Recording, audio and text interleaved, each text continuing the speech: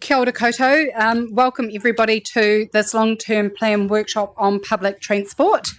We will have the team all introduce themselves shortly, and then I will provide some opening comments. No, actually, I'll jump into opening comments and then we'll move to the team to introduce themselves and talk us through what today is going to look like, the afternoon session. So we've allowed around 2 hours for this workshop, and you'll see in your slides that were sent out earlier that we'll move through setting some strategic contexts. We're going to move through public transport, what it looks like now and options for future, and then we're moving into a workshop activity. So with that activity, there will be 7 discussion questions that are going to be posed to come around the table. And so what we thought might work really well is to move through the slides, move through the first 2 sessions without questions, move to the discussion, and then at the end allow questions for discussion. So any further questions that you might have. We're doing it that way because it will be through the activity that some of the thinking will emerge. And if we focus all on questions to start with, we might not get to the actual discussion that we need to have. In terms of scene setting, we're all very mindful that we are in a transition stage and that we're thinking to the that might look different, but we must create a long plan as the focus for today is what years will look like in terms of delivery, not who will be delivering that service. So we won't be talking about the governance structure today. It is more getting the long-term plan focused and getting it really in its best shape to move forward to whatever the future governance delivery model may be. So that conversation's for another day. Today's all about the service that's being delivered. And the only other thing to keep in mind is the next stage for public transport discussion on the long-term plan will be the draft document coming back to us. So we've had a few workshops so far. This is really the last part of that real getting the direction put into it before it comes back to us in a written form. And so with that scene setting context, and hopefully everybody has a good understanding of what the next 2 hours is going to be focused on, we'll get the team to introduce themselves and add whatever context that they'd like to add before kicking into it. So thank you. Kia ora tātou, councillors, once again. My part will be thank you, Chair, a slight overview. I think framing is going to be really important. So soon I'll hand over to my team, Carmen and Pip. But I just really want to talk to you about what this is and what this isn't, and this and what the session will be. I guess the next theme of session. So you'll recall that you have already indicated things that you're interested in or focused on, and there was a range. We've had a few workshops already leading up to this point. This phase of the LTP is narrowing the discussion. So we're now getting into the deep dives of the services that you've noted, A, that you're interested in, and B, they will be, I guess, what our top 6 or 7 spends are. So this is one of the first ones. We will be just talking about what you could do and testing your interest. There will be a further sort of tranche of conversations about the state of the services that they're in. So these rounds will be about what you're interested in and what you could do. And then once we complete the process that we're running through at the moment within the business, we will also have a conversation about the state of the service. So we promised you that we were not going to be doing an LTP process like we've always done it, that it would have a transition flavour. Just letting you know that will be that conversation across every single thing. Once you've worked out what you're interested in, we'll have that conversation about the things that you're interested in. So more efficient and less conversation, but we'll get to the same place. So hopefully that is clear. The other thing is the team will run you through. This is the first time, so don't be horrified. We're not trying to curb your enthusiasm, maybe a little bit. But we're testing, and please give us your feedback on the thermometer. So when you have a decision or an indication, and we haven't made a decision yet, but once you're sort of giving us a steer, we will then track for your interest what the implications of such an increase will be. So we're really thinking about, unlike previous long-term plans, there was quite an upward trajectory in increase of rates. If you'll recall, we had a 2.4 this last would have been year 3 of the previous LTP, but it was over 17%. What was originally confirmed.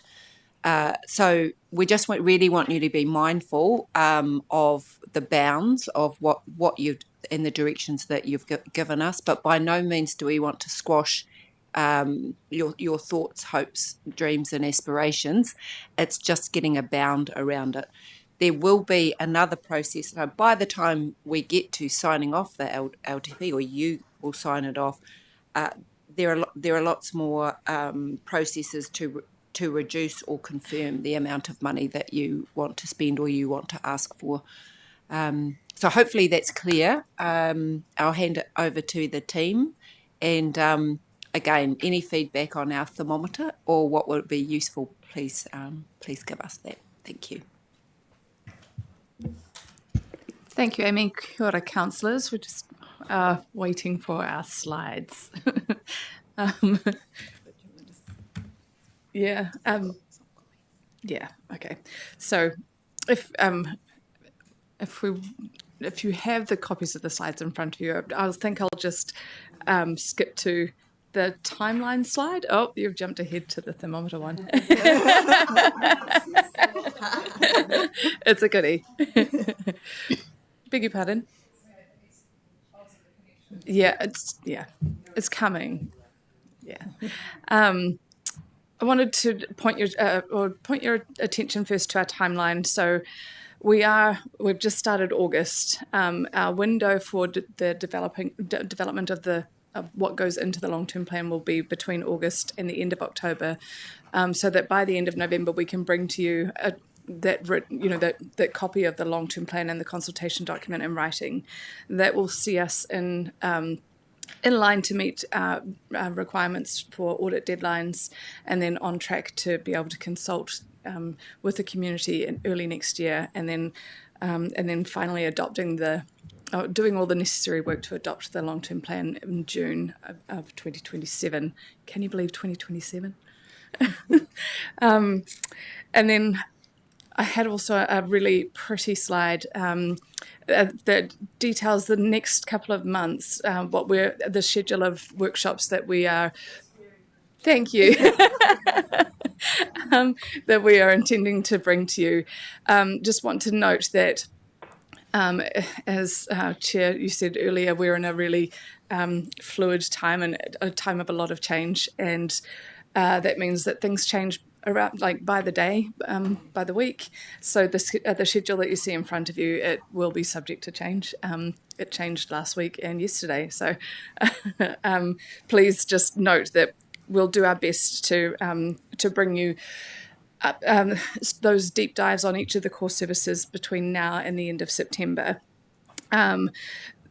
And the other thing that I wanted this slide to demonstrate for you is that these sessions, as Amy alluded to, what we're trying to do is paint the bigger service-focused picture.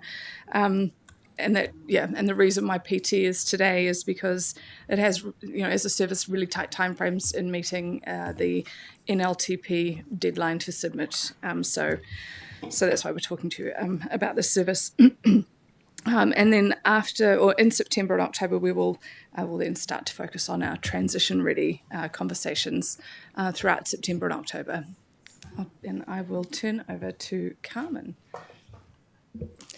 Okay, good afternoon, councillors. So I'm just going to build a little bit more on what both Amy and Pip have said. So just to recap how we've got to where we are today, looking back over the last few months. So you might recall we had our initial long-term plan workshop on the 11th of June, and really we were trying to take an organisational level approach there to hear from councillors what you wanted to achieve through this long-term plan. So at that time, councillors agreed you wanted to take a service-focused transition approach, keep rates low, but make some targeted changes across the core services. Then last month, we tried to paint the picture a little bit more at a core service level. So we started out with a bit of a financial context discussion that really said any investment or increase in certain services may require councillors to make trade-offs with other services to keep rates low. And our finance team also showed there's not a lot of funding in reserves, and that we will also make sure we consider the direct costs for delivering the services as well as the indirect costs. At the same time last month on the 15th and 16th of July, we gave you a high-level run-through, pretty quick run-through for each core service. So we had a public transport session on the 15th of July, and then environmental regulation and protection and community preparedness response to hazard sessions on the 16th of July.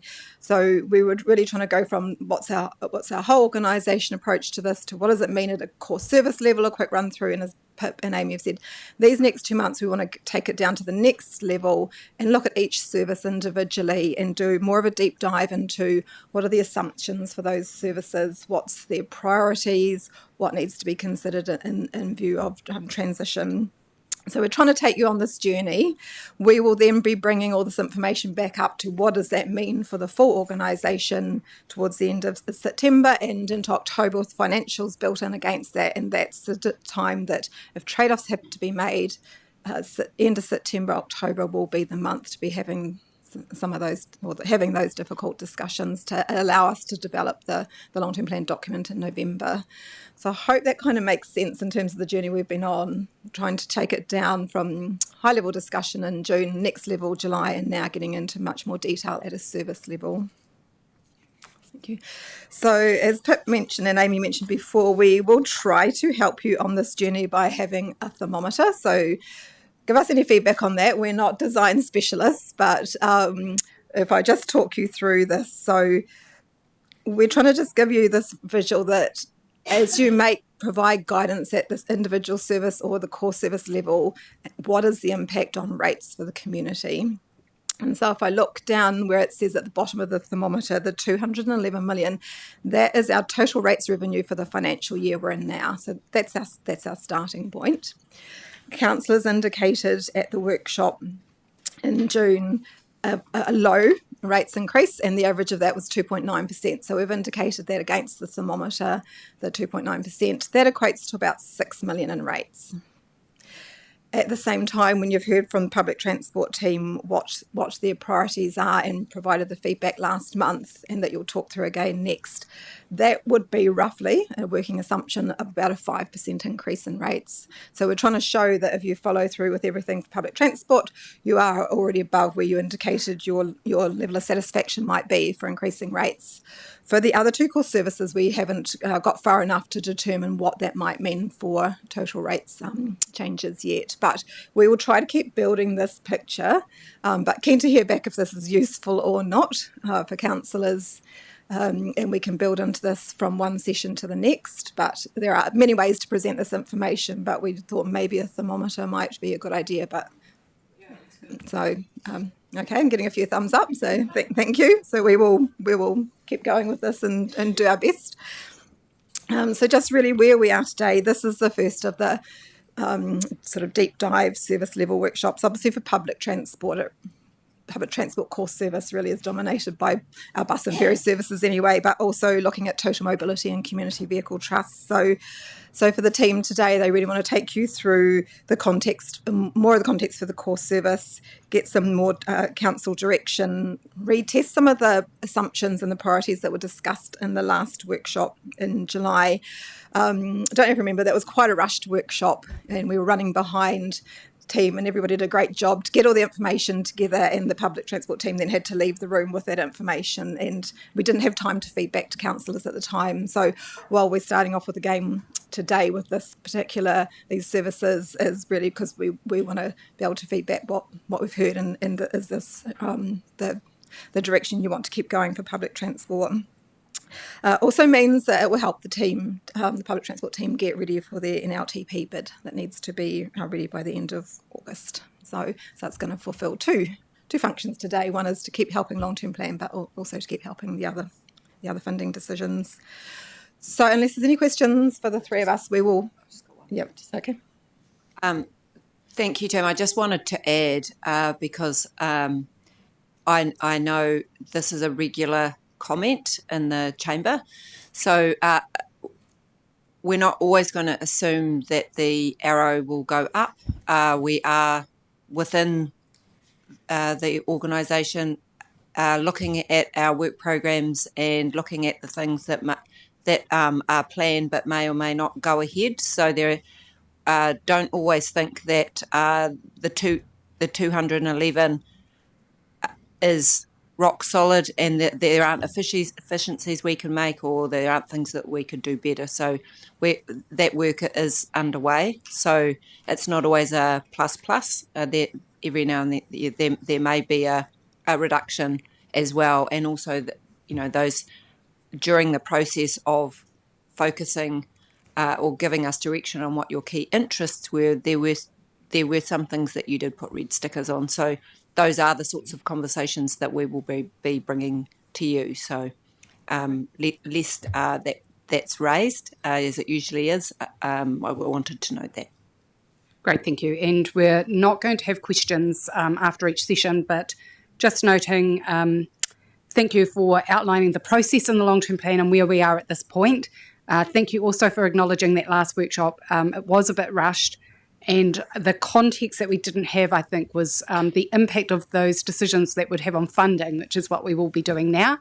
That's really helpful, because I think the analogy that Amy and I talked about was going shopping without looking at the price tags ever. You just went and you do it. So now we're looking at the price tags, and that is what today is going to be about. So thanks for the summary of that. Really helpful.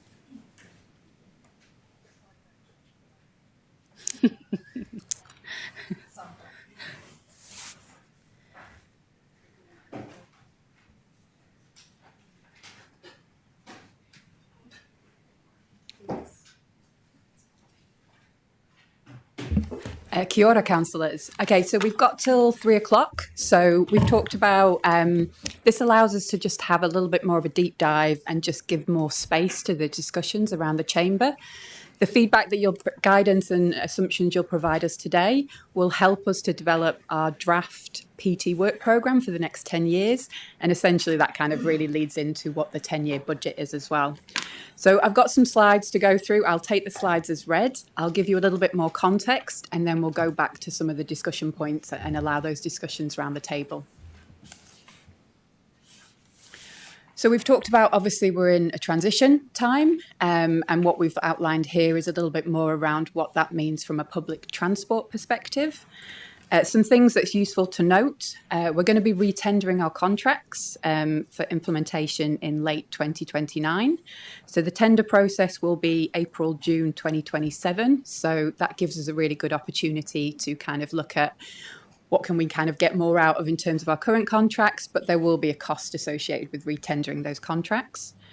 We also need to invest time in contract management in order to be transition ready. So this is something we'll need time and space to focus on as a team. NZTA have created a new framework for PT procurement. So obviously we need to make sure that we're aligned to any changes in national directions as we work through these processes. In the workshop in July, we discussed the fact that at the moment, a current state is that we do have declining reliability. Obviously, this is a key performance issue for us and for our customers, and one that we don't want to keep continuing.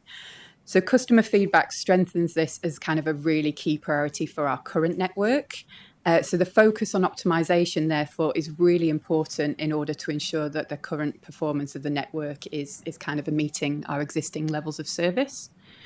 And as the current custodians, we obviously want to hand over a well-functioning public transport network. So really kind of that legacy, set it up well for the future. We don't know kind of what's going to happen in that space, but really making sure that we've kind of set ourselves up really well. A lot of information here around kind of some of the context for the funding and investment decisions. So essentially, the current advice remains regarding the NLTP, that there's likely to be limited funding for public transport improvements. What we do know is that essentially, in order for it to be considered through the NLTP, we need to make sure that the projects are in the long-term plan and that essentially we can match our local share. If it's not, essentially, it definitely won't be funded through the NLTP. We don't know exactly what that's going to look like. So I guess kind of if we're erring on the side of optimism and try and look at actually what improvements we can get through for our network. The funding essentially is borne primarily by the Greater Christchurch ratepayers. Obviously, we have PT targeted rates, and essentially it is therefore paid for by the people who primarily benefit from that service. We obviously have fare revenue, and we're doing some work at the moment around what that potentially could look like and some recommendations that we'll bring back to you. So the agreement through council is that we'll look at the fare structure and make any changes essentially every February. But obviously we've kind of got to manage that with, there becomes a point when if you increase fares so much, you're going to impact and negatively reduce patronage. So it's kind of not, it's not going to solve all our problems, I guess is what I'm saying. If we're going to secure funding, we've talked about the fact that obviously our long-term plan needs to reflect that. Mass rapid transit and public transport futures remains a key priority for the Greater Christchurch Partnership. So they're doing some really amazing advocacy in that space. And, you know, like essentially whatever kind of happens in the future, it's really important. What that obviously means as well, and we're working really closely with all our TA partners, is aligning our long-term plans. So we're going to get more benefits from aligning public transport service improvements, which obviously is under our remit, and aligning that with the infrastructure improvements. So working really closely on making sure those long-term plans across all organisations are really aligned, and obviously aligning that with the NLTP. We've talked about the fact that so NZTA is a really important key partner. So if we kind of take this year as a kind of, they fund around 45%. So obviously it's really important that we kind of keep them on this journey with us. Obviously we've got a desire kind of to keep the rates low and assumed introduction of rates capping from 29.30. And PT is around 50% of the council spend. So this is obviously a really, really critical conversation for us. And the feedback we get from today will allow us to kind of develop that 10-year programme. We also know that we're going to have significant growth within Greater Christchurch. So looking at actually how do we make sure that we can kind of align our services and growth to make sure that obviously we can keep Canterbury moving. And essentially, we've also got from the to bus or not to bus, we've got some amazing feedback. We got an amazing kind of amount of feedback generated through that process. And obviously, our community is really behind us improving public transport. So they really want to see this happen. Have I missed anything? Whistle stop tour. Okay, so what we heard, so if you remember last time, we had lots of kind of posters, beautifully arranged, around the council chamber, and you all got lots of sticky notes on which to make some quite big decisions. This is just a reflection from the 15th of July around kind of what you've told us. So this is the kind of guidance and assumptions, but what we'll have now is really the opportunity to kind of really deep dive into some of those more so we can kind of take that away. So you'll see there, the yellow dots represent the number of councillors that kind of put their dot on that space. So you'll see there that the feedback was that we do remain focused on improvements in Greater Christchurch. That includes maintaining and optimising the existing network, focusing on those improvements through PT Futures, but also looking at improvements to support how we deliver PT just in general. So that's managing, optimising and operating the existing networks. The other feedback was that funding existing improvements. So you'll see there that we've kind of got three main ones, which is the frequency uplift for Route 1 and Route 5, which talks to the PT Futures core service network. We've got the capacity improvements for Route 84 and 85, and then we've got the Aranui bus service, which is obviously going into a trial. The one where we kind of need to tease out a little bit more is around where we would stand on funding these improvements 100% locally. So that was kind of a 7-7 split, so we'll be able to tease that out more as we get into the discussion.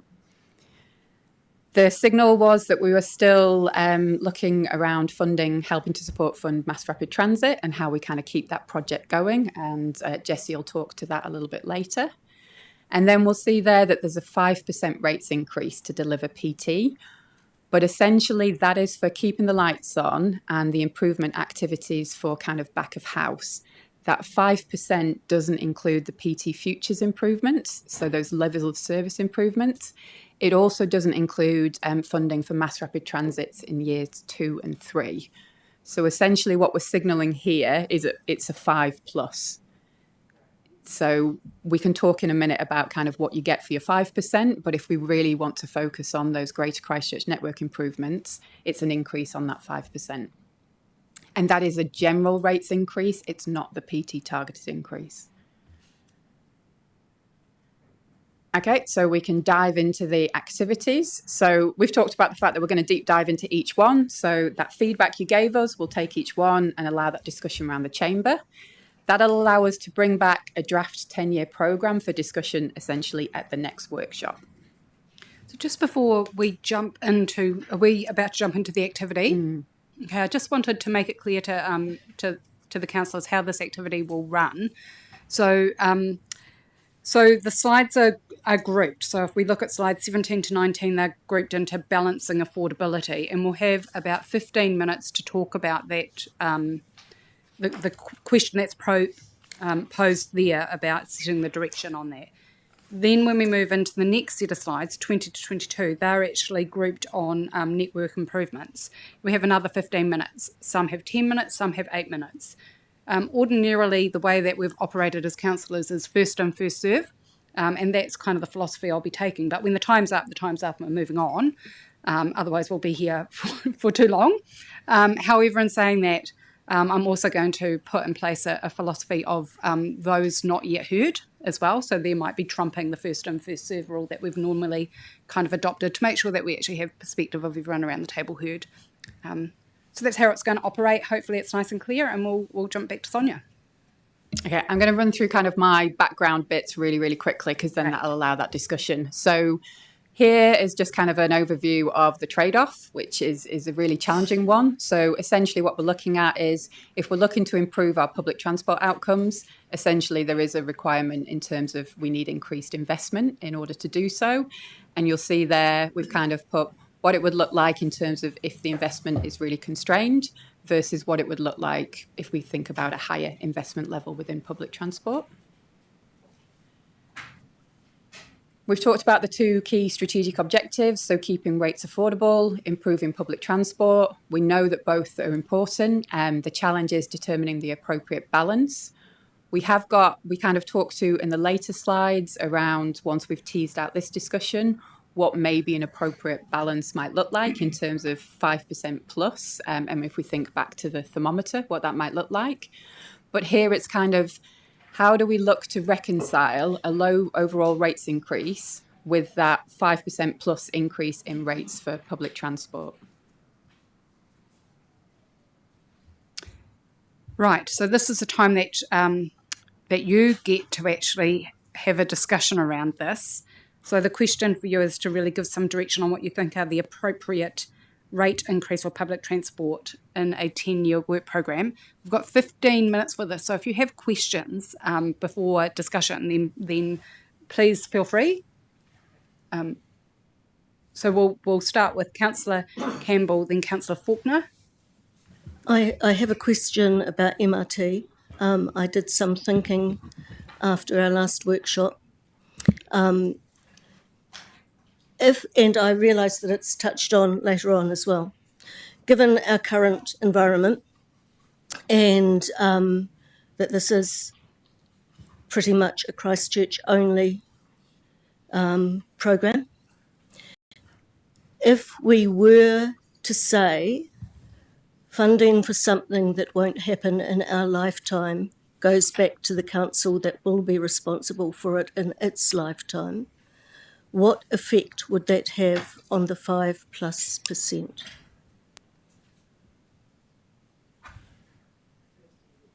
So at the moment, the budget, if I go to this indicative cost stack, the budget for MRT for the first year is currently built into the wider improvement programme should do. But for years 2 and 3, it's not currently built in. So we do have an opportunity later to discuss what that might look like in terms of MRT funding and essentially the thresholds we may be comfortable with. So really good question.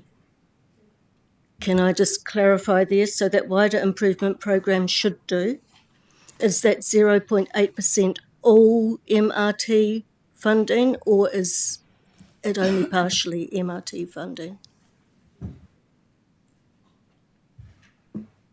Yeah, sorry, I might have got the bucket wrong. I think it might be in the approved committed service improvements. I'd have to go back and double check where we put it. It's not the whole of the funding at all. It's just a small portion of it. So I just want to make it really clear.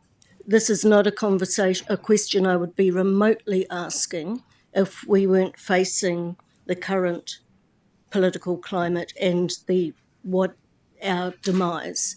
But given that we're facing our demise, I think it's a really valid question for us all to think about. Absolutely. So we've got a slide on that and a discussion where we can kind of really tease through what that looks like, exactly as you talk to, based on the current environment. So keeping that slide up, just to be really clear, keep the lights on must do. That's slide 23 of your background materials, which clearly lines out what that would deliver. You'll keep the lights on should do. That's slide 24 of your background materials. And then improvement program must do is the next one, and improvement program should do is the next one. And so if you just look at slide 26, improvement program should do, then that includes the school routes and the systems. I'm just double checking that that's how I've read this slide, relates into the background material. Is that correct? Yeah, sorry, I'd have to double check based on each slide. But yeah, so I've given like some kind of background as to what's included in those. It doesn't include everything because essentially what we do here is we're just looking at it at a high level to give you kind of examples of what would be included in those. I think the important thing to remember is that italic statement at the bottom. These are high order early estimates. They will change. It gives you an order of magnitude. So don't get fixated on the percentages or the millions of dollars. They're broadly indicative. Yeah, great, thank you. So Councillor Faulkner is next. Thank you for that. I'm just looking at the high-level timeline, the upcoming long-term plan workshops, and then the slide on when we had our workshop and what we heard. And my mind's immediately going to the Head Start process, what's going to fall out of that. So somewhere in my thinking, I'm very unsettled because we're making decisions on public transport with limited information. So I would like to have another workshop, because once the Head Start decisions start falling out, and then we look at how they are going to perceive the other core services, thinking could change over time quite dramatically, and I wonder whether we need to have a regular update and go through that process again. I think that we're going through each of the core services. Clearly the world is moving quite quickly, as we know, and then the particularly strategy and planning team working with other parts of the organisation will bring that information together. So in effect, we can take account of the overall view, and you can start to have those conversations about how the world has changed and the trade-offs you may need to make. This is about public transport. Clearly, when you've heard about ERP and CPRH, you'll need to do some trade-off conversations about where the priority is for the organisation and you as council. Just following up on that though, the time frame question. It seems to me when we look through our long-term plan and when we're going to actually put out a document for consultation, Head Starts won't be any further along than a mere proposal that's put into MCERT. And so we're going to have our long-term plan written before the government gives its assessment of the Head Start proposals. So it might be that we come back to it after our long-term plan is settled if necessary. Is that your understanding? Deliberations process. We will have an indication from Cabinet about which Head Start proposals they are supporting. So that will give us a bit more information or a more degree of certainty. It won't be completely, but yes, you're right. Great. Okay. And Councillor, if I just maybe talk through the process. So what we're looking here is kind of guidance and assumptions that we can use to create a draft programme. We're going to come back to you from a PT perspective at the end of September, because then you get to hear from all the core services, and then we can kind of tease through a little bit more of that detail. But essentially at that point, there's still a lot of opportunity to look at what the programme looks like. And obviously then that kind of leads into what your budget looks like as well. Great. Jesse, before we... Just through you, Chair, as well, just to add to that conversation, the Regional Land Transport Plan is also under development alongside this. And this has to feed into that as the funding bid, if you like, to the NLTF. So we've running two parallel processes there as well. So, yeah. Right, thank you for that reminder. Councillor Davis. I see this as the big picture is it's a multi-stage process that the city needs a public transportation system that is humming. So we're here making decisions for the future, but that's just because we're here at the moment. We're the ones who need to make the decisions. Anyway, in this trade-offs, I noticed there's supports growth and mode shift is in the higher investment, but I'm thinking, well, I want to know what you mean by mode shift, because I think multimodal, but because I'm thinking, wouldn't you have multimodal or mode shift in a constrained space because it actually doesn't really cost anything to do that? So essentially what we're kind of talking to there is if you, in order to get more people to move on to using public transport, we know that we need to improve the levels of service. We know that we need more capacity. We've got challenges with, limited capacity at peak. So if we're going to get more people using PT, essentially improving the levels of service means increased investment. I always think that the problem we're trying to solve is congestion. And if that's the problem, then multimodal is actually the answer. But we're just one little piece of that. So I always want to have the people in that other building over there at City Council part of this, because it's one big thing. But we're not there yet. But let's just do what you're doing. And thank you. Great, thank you. And next is Councillor Scott and then Councillor Moody. Yes. Yeah, thank you. Look, I'm uncomfortable having any further discussion in this room about this if we don't make the intent really clear at the start. Our intent has always been along about public transport futures, the uplift of services that require us to get to a stage where we have mass rapid transport. So that was the journey that we've assigned ourselves to for quite some time.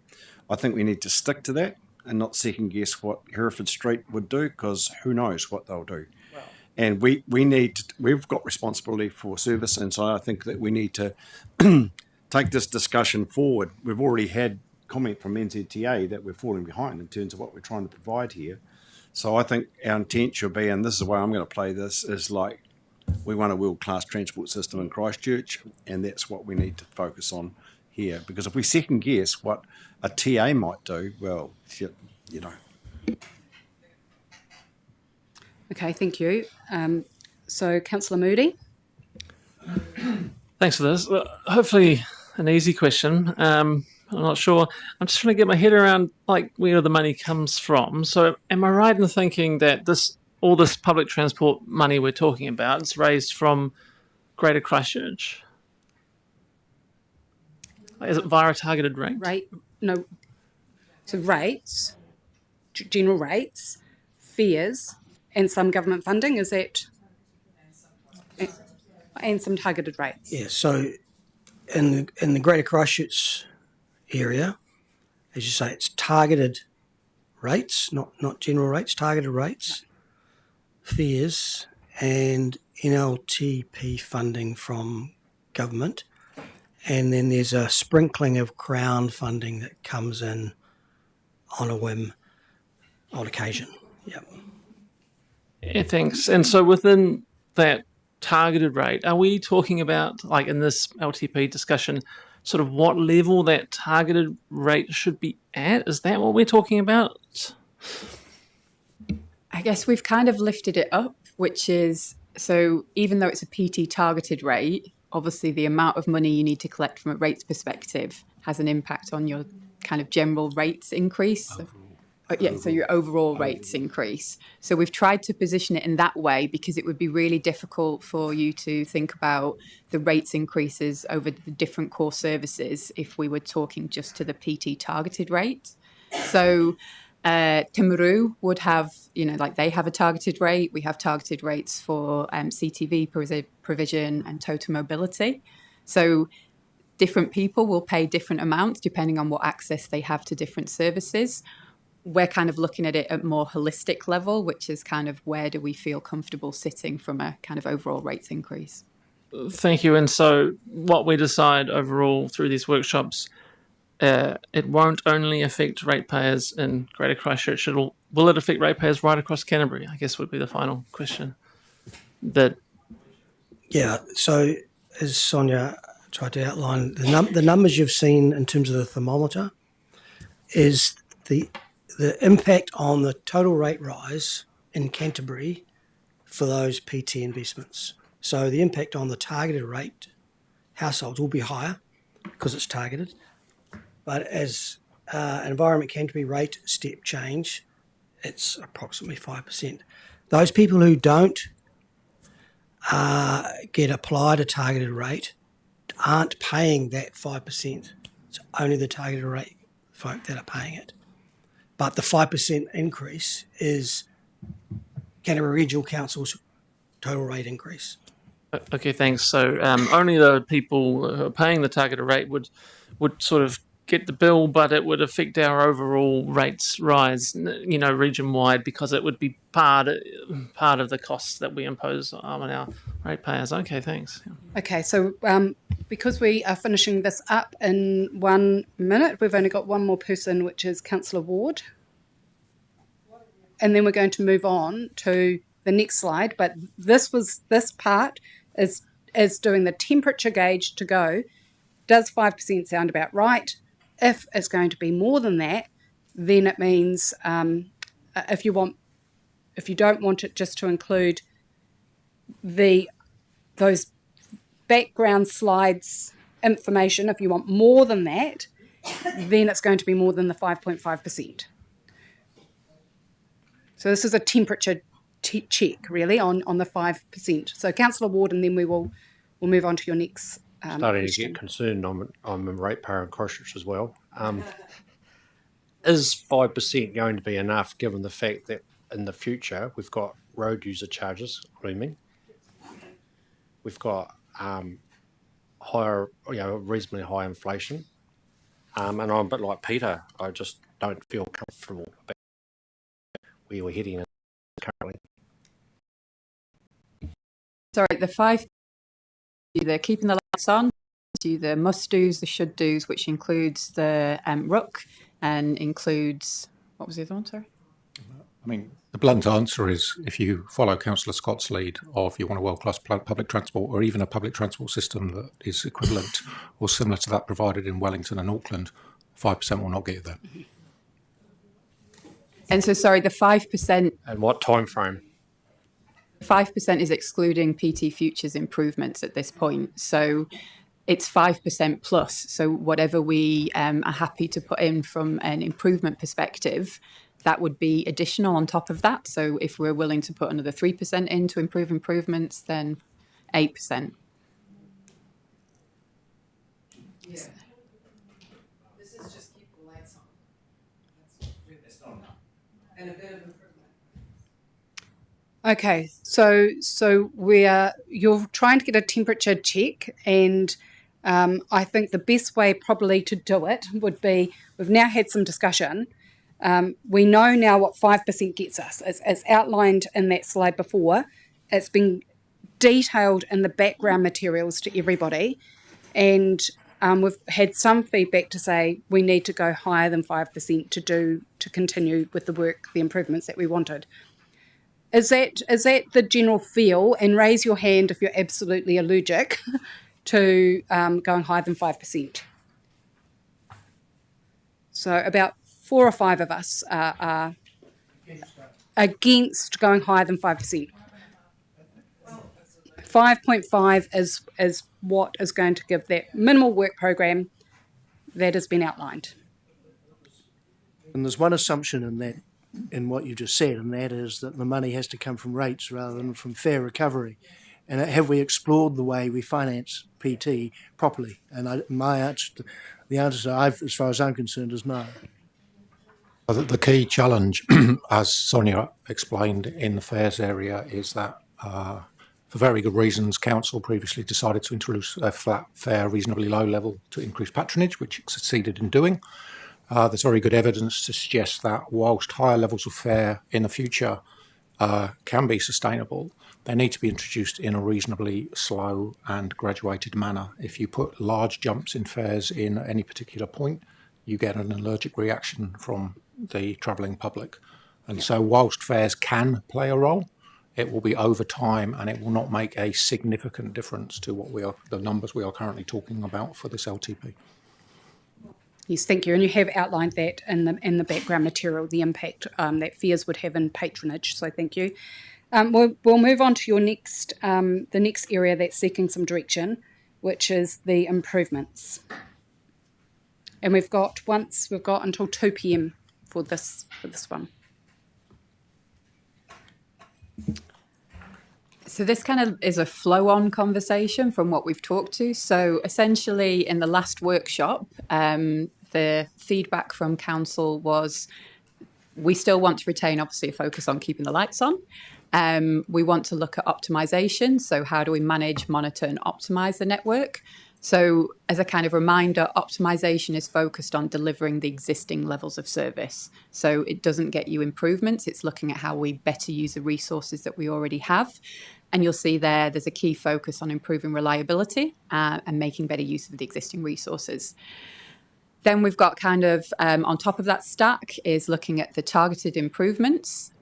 So focusing on delivering targeted network improvements to Greater Christchurch network, and that's through the delivery of the PT Futures programme.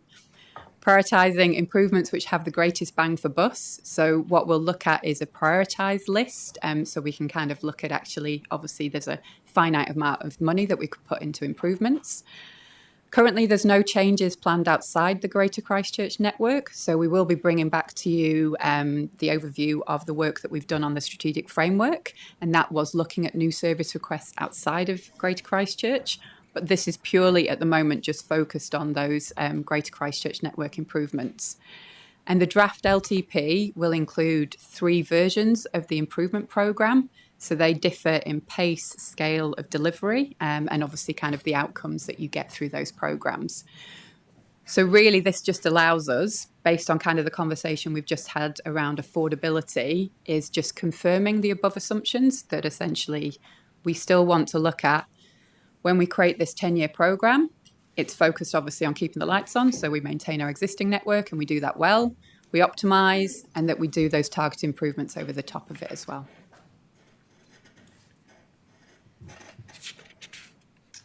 Okay, so this is slides 20 to 22, and what we're doing here is clarifying any of the assumptions for the PT workstream for the next 10 years. Yeah, so if I really quickly run through, so the must-dos, so that's the top line in your chart. So your examples there, it includes your road user charges. Inflation was the word I was looking for earlier.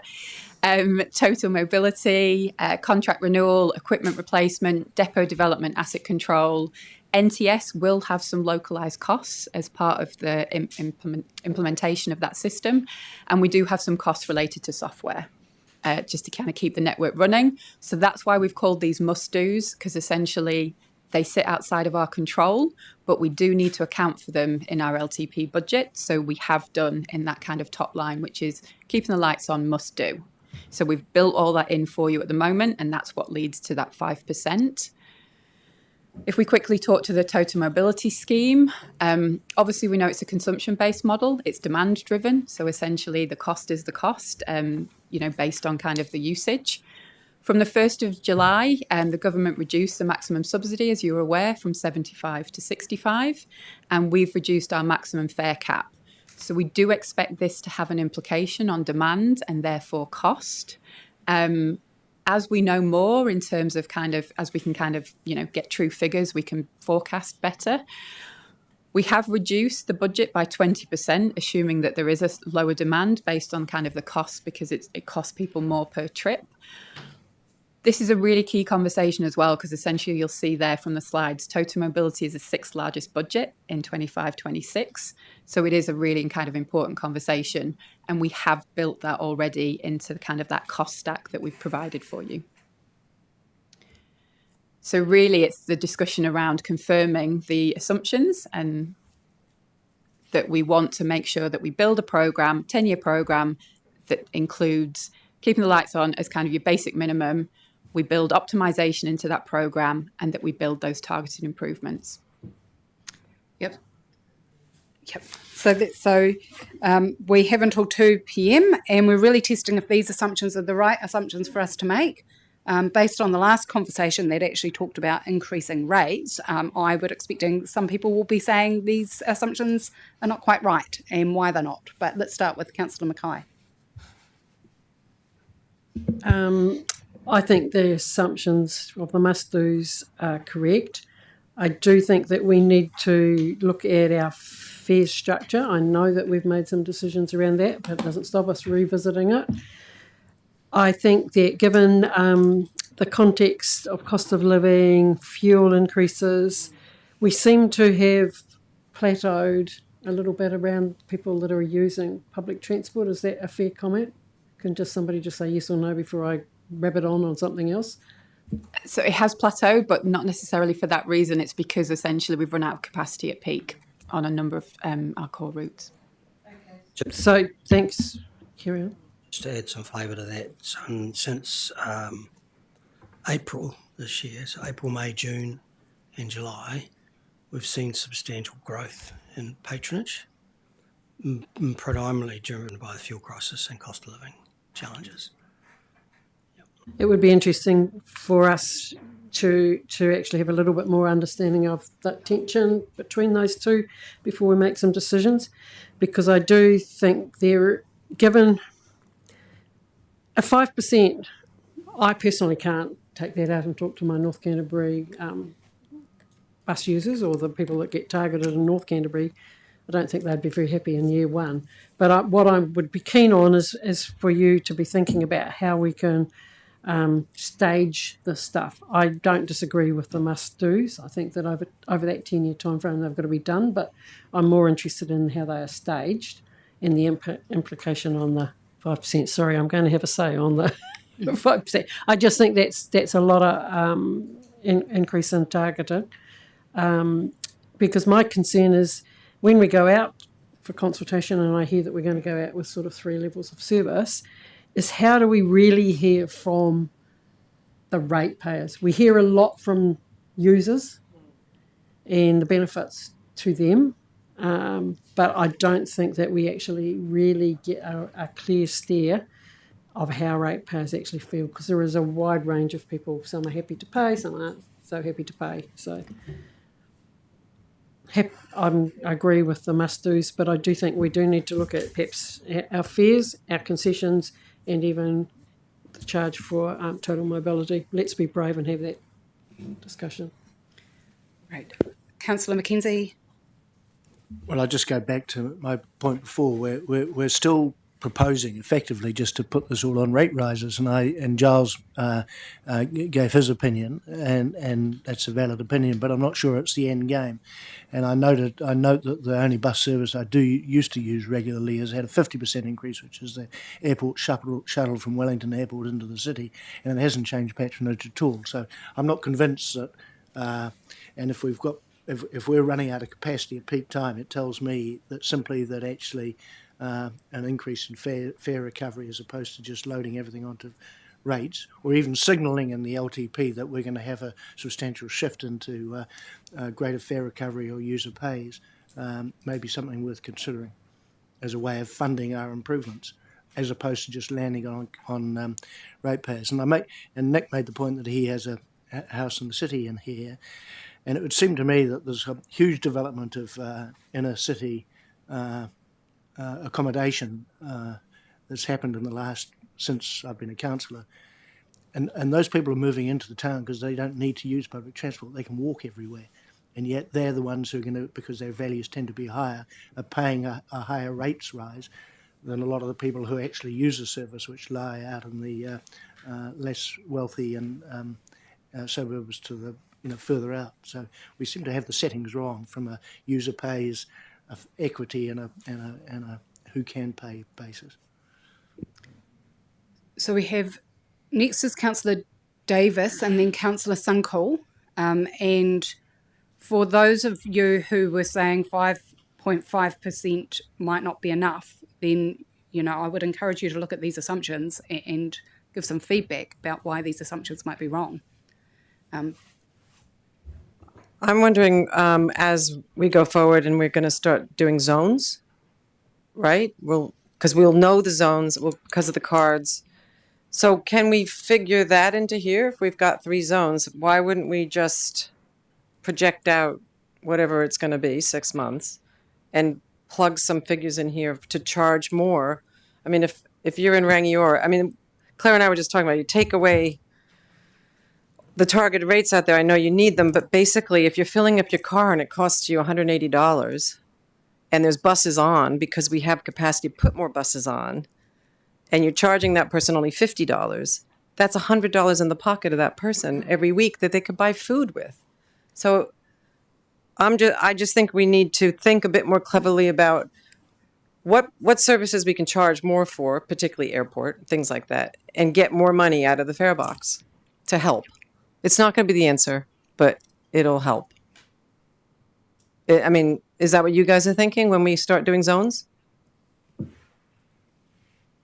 I think we will be bringing back a briefing on fare increases. As I said, councillors agreed to review them each and every year. There's an opportunity there. The introduction of zones will have an impact. There is also the opportunity following the rollout of NTS to have a number of other ways of increasing private revenue that will be associated with that. It just needs to be done quite carefully and planned, as you've indicated. There is an interesting dynamic in terms of people's use of cars compared to public transport and the actual financial costs of those, which many people don't emotionally don't engage with. But you're absolutely right. So we do need to think about all of the levers we can pull. We also know that we will be removing cash, which will have an impact, at least in the short term. There will be a reduction in revenue, we anticipate, and then we need to make sure that we rebuild that over time. Sorry, just a quick clarification as well. When we come back, so at the moment, these are gross costs. So you're right, we haven't taken into account, we haven't built in revenue yet. So when we come back to you, we can look at what that revenue model might look like. So we'll have some research to you in October around kind of fares increases.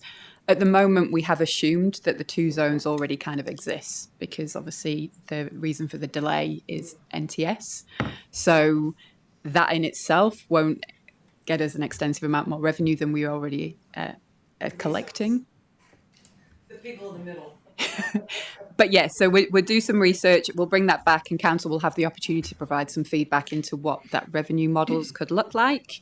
And yeah, next time we'll be able to bring back some forecasted revenue so we can start looking at net costs as opposed to gross costs.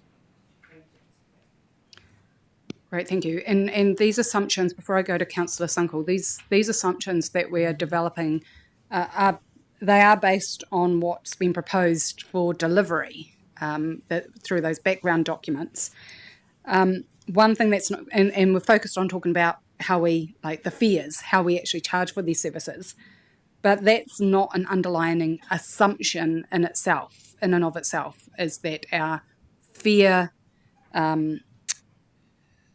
are appropriately scoped to get the maximum use of our best bang for bus, is I think what you call it. Yes, best bang for bus. So we haven't quite done the fares part, but that does not change the assumptions that we're trying to put in place for the long-term plan. Councillor Sungle. Unfortunately, I don't seek re-election for some reason. So, yes, we have the must-dos, and I absolutely believe in the should-dos. 5% does not get us to where we need to be. I've absolutely believed in and still believe in public transport, so we need to push ourselves as far as we can, whether there is a mixture of increased fees, dare I say it, whatever mechanism we can. And for me, we're only having a part of the conversation. The other part of the conversation is ERP and the rest of our services. So we are talking about this in isolation of we can't afford to have a 5 or a 7 or an 8% increase in public transport, and yet it's critical to the services we as a functions we provide. So what is there on the other side that could be reduced to balance ultimately in time? So that's the challenge for me. I believe we need to, no regrets, go, this is what we should be doing, and then figure out how the hell we fund it, and then pull back if we have to. But I'd hate to cut us down today without looking at how we can fund or how we can reduce expenditure in some of the other spaces that we have. Yeah. And that's a really good point. And it'll all come back in a consolidated work stream. This is giving some general guidance on direction right now and if we all go in and say we want all in here, know that you can't do it for every work stream. So good point. Okay, we're at time, so we'll move on to the next grouping, which is the reserves.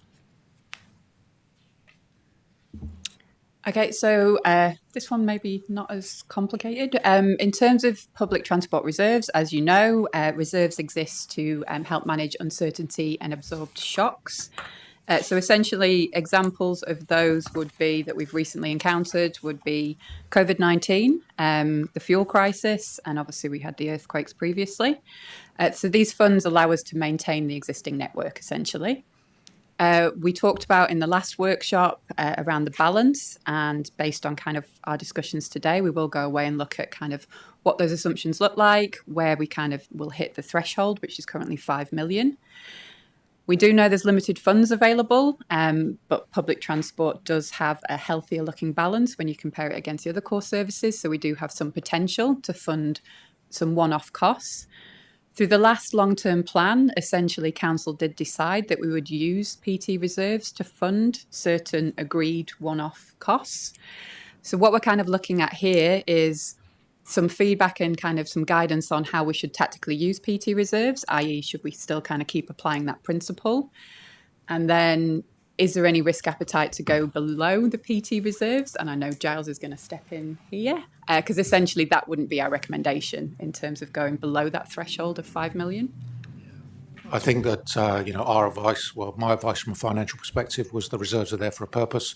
If decisions are made to use them, then we need to build in the rebuilding of them. We'll also be bringing back information to council to go, what level should those reserves be at? Is 5 million on a part of the business that we're going to contract for circa $1.2 billion worth of work over the next 10 years? Is that a sufficient level of reserve? So we shouldn't use it for anything that is ongoing. We've done a one-off trial with Aranui, but longer term funding of that service needs to be built into ongoing income. So be very clear and careful about how we decide to use reserves. So we've provided some examples of one-off costs that we could consider. Obviously, we would, depending on kind of, like where we would hit that threshold, look at what's the kind of most critical. But these are some things, and essentially at the moment we have approval through the annual plan that we will use it for Route 1 and Route 5 for the first year. There's also the potential to use it for alternative service trials. As we talked about, we need to look at the funding for Aranui going forwards. There's some work around contract renewals, depot development. As we state, these are one-off costs, and if we use PT reserves, it means that we're not using rates. So we haven't built these costs into kind of the cost profile. Actually, no, so sorry, we have built them into the cost profile. So if we use PT reserves, it will reduce some of those costs for us. Yep. Great. So question is, how should we use the reserves? Do we still apply the working principle of one-off cost funded through reserves? I've got one question before we go to Councillors Mackay and Ward. Yeah, I've got one first. Background material. Slide number 29, background material, said that our opening balance for 26-27 was 20 million in reserves. And then it gives an outline to say that will be with a closing balance of 8.3 million. With a closing balance of 11.787. That means that there is a decrease in reserve of 1.3 million through that period. And then if we were to continue in that direction, then we end at the end of 28 with a 6.8 million in reserves, and our reserves policy says nothing less than 5 million. I just wanted to confirm that that's the understanding that we all have, and everyone's read that background material for reserves before we asked to continue to say what we should do. In that slide, you've also really helpfully listed exactly how much the decisions that we've already made is going to cost us to take from reserves. So it's really helpful. Okay, so Councillor Mackay and then Councillor Ward. Just a question of clarity, and then I'll make a comment. So with regard to and we'll get to the right slide here, the interchange door design and construction, have we been briefed on that? Because I might have missed a briefing on that, but it feels like it's CCC's building. What are we funding here? Yeah, so we touched on this initiative when we were talking to you about the asset control strategy, and in particular, this links to our contract procurement phase. So just to refresh what that is for, at the moment in Greater Christchurch, we have a bespoke fleet so that it fits in the bus interchange, i.e. the doors on our buses are positioned in a particular space to align with the bus interchange. Every bus that we bring from outside Christchurch doesn't fit in the interchange so well. So what we intend to do is explore whether the amount of money required to change the door configuration in the interchange will result in a reduced contract price to offset that cost by buying generic buses instead of bespoke buses. So what we know from our operators is we pay circa $50,000 to $70,000 extra per bus for the privilege of having it fit inside our bus interchange. Now, in terms of the question around, well, the bus interchange is an asset owned by CCC, so therefore they should pay. That's a reasonable argument to make. However, putting my CCC hat on, I would say, well, I don't get any benefit out of that. You do, because you get a reduced contract price, and therefore you should pay. So that's the philosophical question going on there. Thank you for that.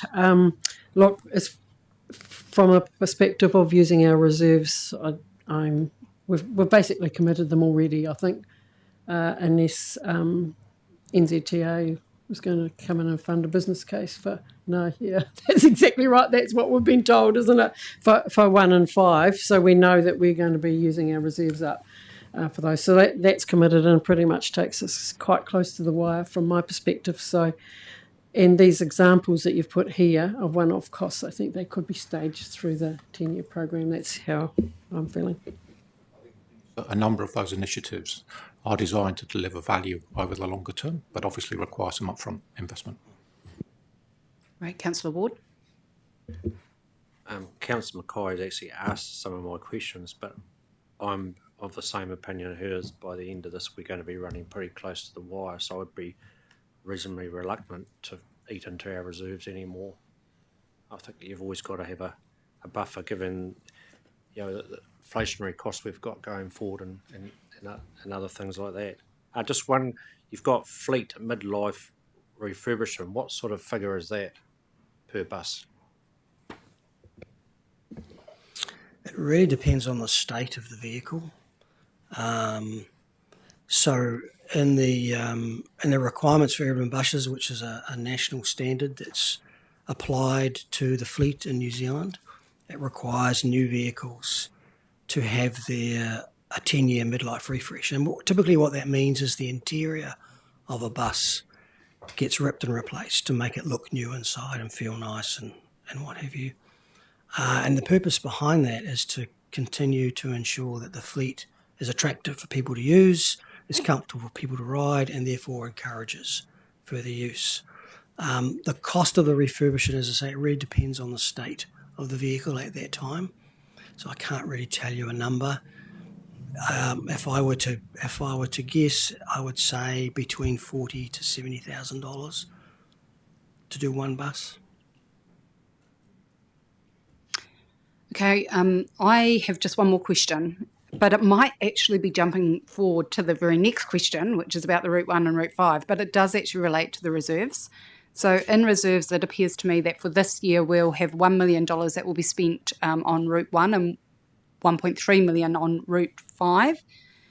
And then we've got calculated into the reserves for next year 2 million for Route 1 and 2.6 million for Route 5. And if we didn't spend that reserves and we agreed to actually just put that into the long-term plan and have it funded by rates, then we wouldn't be using as much of that in the reserves.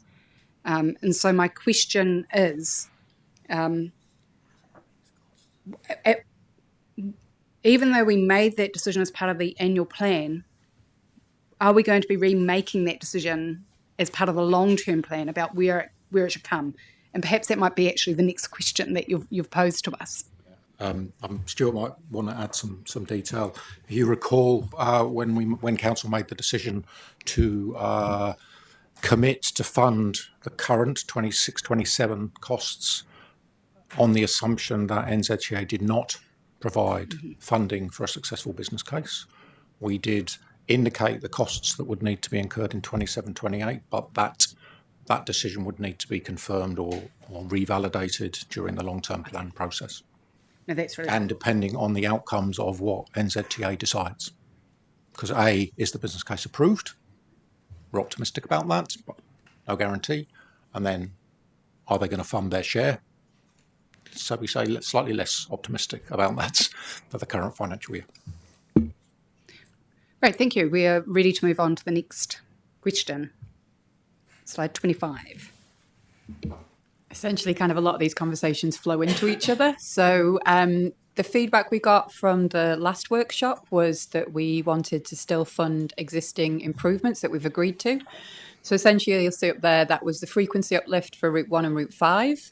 So that's a key improvement that we identified through PT Futures, and that was kind of part of the priority programme. We have just talked through kind of where we would look to fund that. The challenge we have, if we fund it through rates for year one, so 27-28, we don't know if we'll get the NLTP funding until September. And so that means we may be rating our community depending on either we're happy to go at 100% alone, and obviously with them we'd have to rate for 100% of it, or if we were not to go ahead because we didn't get NLTP funding, the challenge is we would already be rating our communities. So that was why we were looking at the potential of PT reserves being used for that first year, because it just provides that buffer, and then also it allows you to kind of make decisions as you know more from the output of the NLTP. We have requested and submitted the business cases for Route 1 and Route 5. So, but essentially at the moment, that may be that we can only get it agreed within this financial period. So hopefully we can implement it in February 2027. We are pushing to see if we can get a decision. It might be that we could get the first year, but look, that would be quite out of step with normal NLTP process.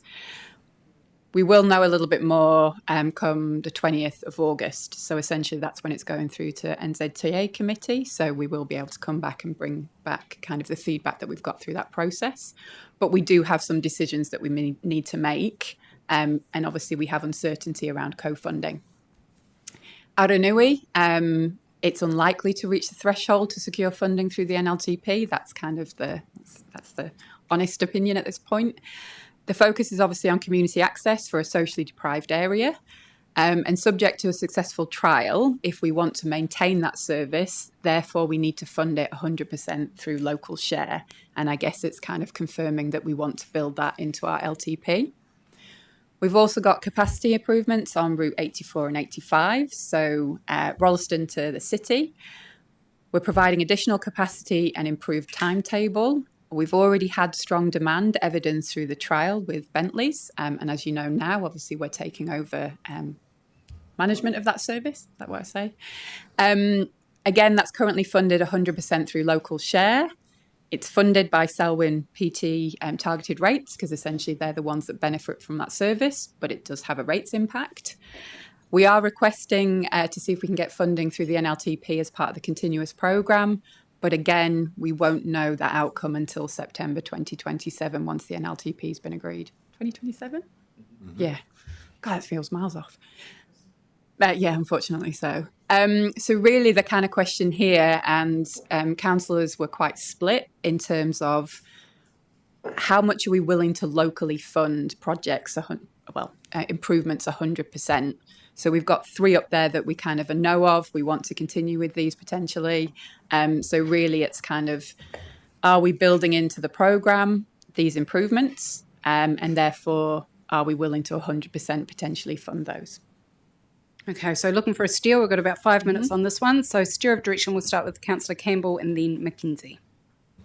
Aranui, the unlikely to reach thresholds to secure funding through the NLTP.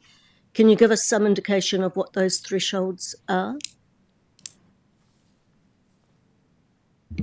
They would look for, essentially it would need to be patronage growth, it would be private revenue, it would very much be financially based.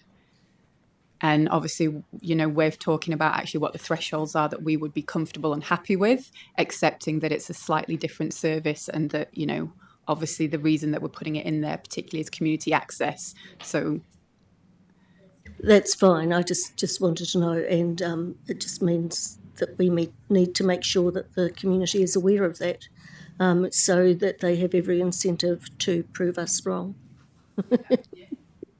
I guess that's why it's important for this council to determine what success looks like to you, rather than what success looks like to NZTA, because their thresholds in the current GPS are very high. So before we move to Councillor Mackenzie, Councillor Campbell, I just thought I'd ask, given that you've worked with this community for some time, do you have any direction that you would like to steer around the 100% local funding? I think this community is aware that it's use it or lose it. That case has been made the whole time. And I think with the ongoing engagement, we're going to make that case even more strongly. Having said that, it may be that it performs very well but still doesn't meet those thresholds. So that's, we're going to be making that call next May. So I think we have time to wait and to see how it's going before we finally make that call. The LTP will be out for consultation when we make that call. Yeah. But I do think it's important that Council, and I think you've hinted at it, Councillor Campbell, is that it is extremely unlikely that however successful it is in terms of the Council, that it would meet the thresholds for national funding. So if we are to continue beyond the trial, we will need to commit to funding 100%, is my assumption. So a timing aspect of this to go, May might be when we get some information about the trial, the success of the trial, but we might be asked to make a decision about continuing it before we know that in the long-term plan. Otherwise, it would have to come back through an annual plan change. Is that correct? No, so we'll be giving you an update in November of how it's progressing, and that will be against the success measures that you decide in September, October. So we've got something to reference to. Right. And then in April next year, we'll give you another update ahead of your May deliberations for LTP, so you will know how it's performing. Helpful. I guess our assumption at the moment is, like cup half full, we would include it in the draft until you say take it out. Okay, that's really helpful. Councillor McKenzie. Yeah, thank you. Mine's a question around the Ralston service. You talked about it being 100% funded by targeted rates. In some of the information we were given when we were talking to the Selwyn District Council about local government reform, we had a breakdown of where the money was coming from for the 3 core services. And for public transport, certainly the numbers we were given inferred that I think it was something like a third or half the cost of running public transport from Selwyn into public transport in Selwyn was subsidised effectively by city Christchurch ratepayers. So when you're talking about 100% funded, are you talking specifically that Ralston trial service, but not the overall package? So for this one, it does differ. So, for example, your Route 1 and your Route 5, the kilometres that are travelled within the Waimakariri and Selwyn are paid by Waimakariri and Selwyn, but when they get into Christchurch, it's covered by Greater Christchurch ratepayers. Christchurch ratepayers, sorry. For Route 84 and 85, it's a PT targeted rate specifically for Selwyn because they're the ones that benefit, and it's a direct peak service. So that it's wholly funded by Selwyn ratepayers for these ones because it's a direct peak service. Okay. So Councillor Mackay, and then we'll move on to the next. The question I have is, if we accept that we're going to locally funded improvements are 100% local share, and there will be other requests come in within the current metro area for various reasons, whether it's new subdivisions or whether it's lower socioeconomic areas or anything. Are we setting ourselves up for more questions that we as councillors are going to have to decide about in the future? I just think that if we start, we have to be very careful around, I think, broadly accepting that we will use 100% local share versus some targeted rates. I think this is the challenge that council faces across all its core services in an extremely financially constrained environment. The average ideal rate rise, or the not ideal maybe, but 3% or under, that does barely, if at all, covers inflation. That is a maintain existing service or reduce across all of our core services. Without introducing major efficiencies, which are achievable but need to be planned and implemented, and clearly take time to implement. So yes, that is exactly the conversation that we are presenting to council, in that this involves significant and difficult trade-offs in the current environment. And even if council was willing to increase rates, the introduction of rate caps will impact on that. And we all know the guidance, not legislation yet, but the guidance is you should take account of the introduction of rate caps in drafting your LTPs. That means from year 3 onwards, as a minimum, you need to be looking at 4% or under, would be our advice. Right, thank you. We'll move on to mass rapid transport. Thank you, through your chair. So just to sort of cast your mind back a little bit just on mass rapid transit. So this is predicated on the investments that we do make into PT Futures as the building blocks towards mass rapid transit. The MRTI indicative business case was developed alongside the Greater Christchurch Spatial Plan and is the city shaping initiative ultimately that delivers on that intensification on the core roads and grows our city and the Greater Christchurch region. CCC is the lead agency. It was handed over from NZTA once they finished the indicative business case. Now into the process of developing the route protection and the designation for the corridor. To date, we've had joint funding as our contribution towards that partnership approach to delivering the mass rapid transit designation, and then working towards a detailed business case. The designation process is scheduled over the next couple of years, so we're looking sort of towards the end of 2027, early 2028 for lodgement of that designation process. As I said before, it is predicated on delivery of PT Futures. This is a step change, so investment in those core routes, but it's critically important that we do get that designation in place.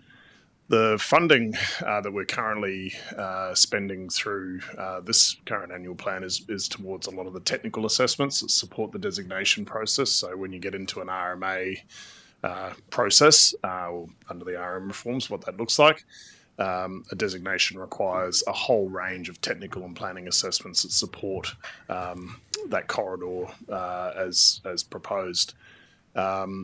We are still mode agnostic as well, so a decision on the mode hasn't been made at this point in time. So we are looking at the wider extents of the corridor and maintaining that flexibility, if you like, as we go along.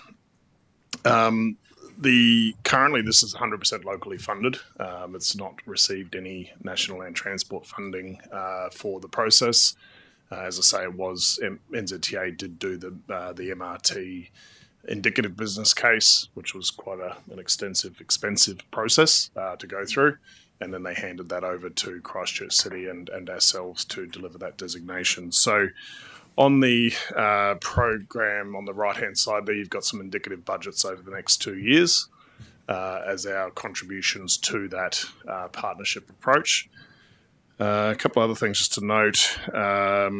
The government in their recent National Infrastructure Plan did identify PT Futures and MRT as key infrastructure projects in that infrastructure pipeline. And all of our submissions to date to government around the government policy statement on land transport have been looking to include PT Futures and mass rapid transit for investment by central government through the NLTF and or Crown funding to ensure that actually occurs. What we're talking about here is the planning process, not the delivery of an MRT system. That is a multi-billion-dollar investment, and sometime in the future, it was always looked at as sort of a 15 to 20 year kind of proposition. And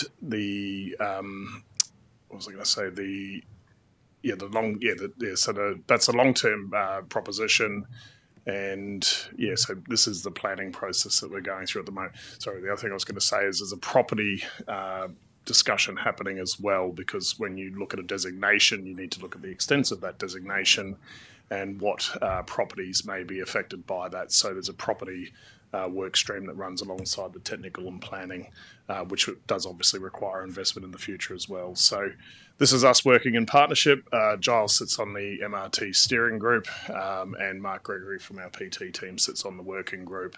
So we're working closely as staff with the CCC team. So this is laid out where we are. I just want to confirm that investment in the MRT system process remains a strategic priority for this council, and also, confirming the funding thresholds that we're looking at here on the screen as part of the first triennium of the LTP.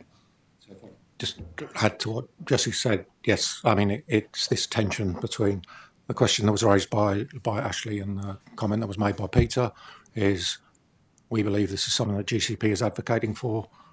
Therefore, it would look a bit odd if we and the City Council did not have it in our LTPs. The exact numbers, those are numbers that we had, they potentially will be lower than that, but it's more about indication to walk in step with the City Council, because ultimately we see this as a city-changing transformational opportunity at some point in the future, and we need to reflect that in our LTP, at least for the first triennium. We can put some words around the future parts of the program, because clearly as it develops, the costs will change, and the contributions and who is playing in this space will change as well. Important context. So we have about 5 minutes. We will have Councillor Mackay, Councillor Campbell, Councillor Sunkel, Councillor Scott, Councillor Davis. Just a quick question of clarity. Where you've got on the table CRC, is that, and that's 3.2, is it being charged, or is it going to be a targeted rate from onto the Greater Christchurch Partnership? The Sal one, Waimakariri. It's a Christchurch rates. That slide should say overall rates impact rather than general rates impact. Overall, yeah. Yeah. The way it's written there, it suggests it's a general rate of Christchurch focused. Okay, thank you. I do support it continuing, but once again, the designation or the RMA process is the first part of this a long process. So somehow it's got to go, but it's a big amount of money. Councillor Campbell. 2 quick questions and a comment. Quick questions. CCC have advised that timely progression is contingent on joint funding. What is timely progression? As I said before, so we're working towards lodgement of the designation, as I understand, towards the end of 2027, early 2028. So we're over the next year and a half to 2 years, we're preparing that document for lodgement. So that's what that funding goes towards, developing that designation application, that notice of requirement. Okay, that's cool. In the budget in 28, 29, fairly even split between Christchurch City Council and us, not nearly so even in 27, 28. Why the difference between CCC's 0.2 million and our 3.2 million? Those conversations are ongoing. As I said, those numbers are what we had at the time when these slides were pulled together. I'm involved in, through the steering group, conversations on the programme is slightly behind where it thought it would be. So actually the costs will be different to this, and we are looking at how do we split that costs and how do we recognise that ultimately, as you said, at the moment, this is very much in City Council's wheelhouse, but it will result in services that benefit public transport more generally. So we are having those conversations. Okay, so I'm reading the facial language and thinking that 3.2 million might possibly decrease somewhat. Okay, so I just also want to clarify where I stand on this. I'm entirely in favour of mass rapid transit, and I think it is city shaping, and I think it has to be done. However, and I feel like there's a bit of role reversal going on today. If, as many people want, we are to keep rates low and just the transport PT part of it is getting us up to 5%, then I think we need to have really serious conversations about how many years we are funding for and whether our focus should be on improving what we've got while we're here, or whether we're and having the conversation with whoever's going to come next about them picking up the funding for what comes next. I wouldn't be saying this if we were in any other context. Councillor Sunkel. Thank you. I thought once upon a time, not that long ago, Christchurch City didn't need any assistance with, and then it sort of appears it's been tipped on its head, and we're providing the significant financial assistance to get it along. Am I wrong, or was that just a rumour? It is, from a funding perspective, a reasonable amount of money, yes, into the program. It is funding a lot of the technical assessments and things that are being undertaken. They do have a number of staff working on the MRT designation process. So we've tried to balance throughout the discussions on MRT where the staff cost that the CCC is incurring plus essentially what you would call goods and services funding matched with our funding. So looking at it as best we can in terms of the overall cost each year as a 50-50 partnership arrangement on this, given we have the contribution of infrastructure and services as part of the broader PT delivery. So that's where we've tried to balance, but just noting that Giles' comments around where these numbers are fluctuating and where we might be able to look at savings, we will. Does make a case for some form of simplification where we have two entities taxing the same lot of people to achieve the same outcome. Right, Councillor Scott.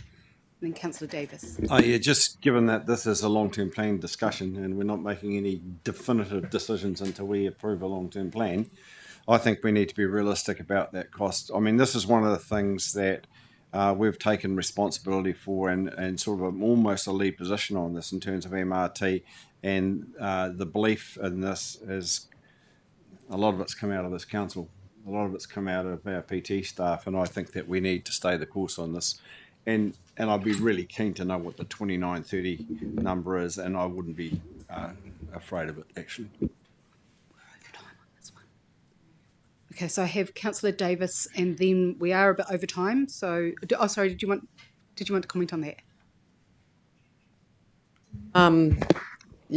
No. Yeah, I think the city will have more people, probably 500,000 more in not long. And so if we do nothing else, the designations should be like, okay, guys, we did it, but you pass the rest on. So designations is key. I mean, really. Okay.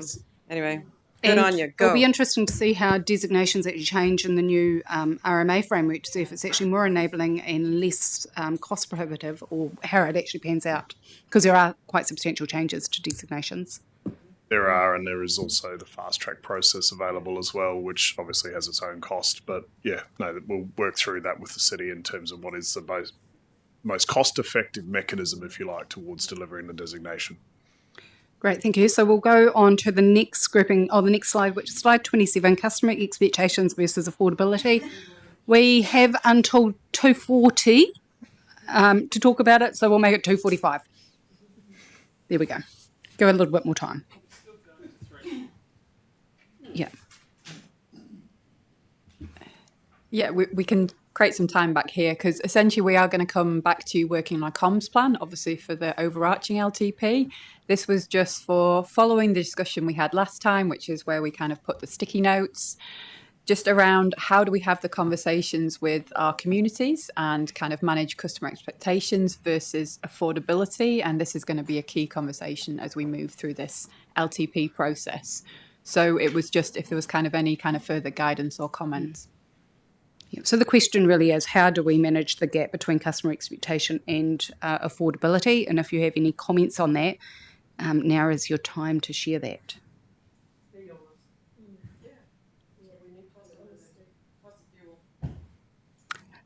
Okay, with your microphones. Councillor Campbell. I just think we need to be absolutely honest with people and say, if you want this, this is what it's going to cost you. And here's what we can take away to make it cost less. What do you want? And I think that in the end, it is the ratepayer's decision. And we need to be adults about it, and we need to say to them, you're the adults, you tell us what you want. And there will be lots of varying answers on that, and then we're going to have to interpret them. And Councillor Scott. Yeah, and I agree with Ashley on that, and I also think we need to have a stronger discussion about the effectiveness of some of the routes that we're subsidising really heavily. Now, I know that's the most difficult conversation you'll ever have about public transport, is to say, if we're subsidising a route to $50 per passenger, can we do that for more frequency on another, take that bus, and that's tough. That's a tough decision. But I think those are the things that this council, we talk about fares and all those other things, but those are the discussions that this council needs to have. Right, and Councillor Robinson and then Councillor Faulkner. I've just been sitting here mostly listening to it all, because it's quite traumatising, having been to the PT Futures, the whole uplift concept, and sort of hearing this situation now. But in all reality, the previous speakers are correct. I think we just have to be sensible and understand what we're faced with. But I guess also we can't lose what we've got, because, we've got the national ticketing coming. We've got an expectation that goes with that. And I just think we just need to maintain as best we can without too much uplift. We just, got to be sensible, because we don't know how it's going to look. Councillor Faulkner. Pretty straightforward for me. It's two things that are are right. One, I'm 100% for what we're trying to achieve, but I'm also 100% opposed to cost increase. Okay. Yeah. If I Okay. can I just, I suppose, provide a little bit of context from a national position. Stephanie and I caught up with NZTA earlier this week, where the NLTF is, in broad terms, is facing a significant reduction because a large chunk of it is currently funded from Crown injection, which will be disappearing next year unless it's replaced. And also things like RUC have not increased, so therefore the purchasing power of what is currently coming in is significantly reduced as well. And so those do put the overall transport funding in the context of the regional land transport plan and our bid, if you like, for funding at a regional level for what is appropriate for us to receive, and NZTA's ability to fund even great business cases like the 1 and 5 will be significantly constrained. We also know that this council, and in particular through the chair, have been very strong in their advocacy for the South Island / Canterbury in particular getting a greater proportion of the NLTF, which would go some way to helping address some of those challenges that you as a council will face and we as a community face going forward. Okay. So, yes. Yep. Jesse, go ahead. Just to add to what Giles said as well. The RLTP, we need to deliver an affordable and feasible regional land transport plan, which needs to balance the broader investment across the entire transport network. So this is the discussions we're having alongside this process at the moment with all of our councils and NZTA with the State Highway Improvement Program, and trying to balance what is a multi-billion-dollar program and achieve all the outcomes that everybody wants to achieve within an affordability envelope that is decreasing. So you've got an NLTF affordability lens, you've got a local share affordability lens as well. So this is the challenge that we're grappling with across the board, and being strategic in how we invest in our transport network more broadly is where we're going to get the best bang for buck. It may be PT, it may be maintenance of the roads. You can't run buses on roads that are broken.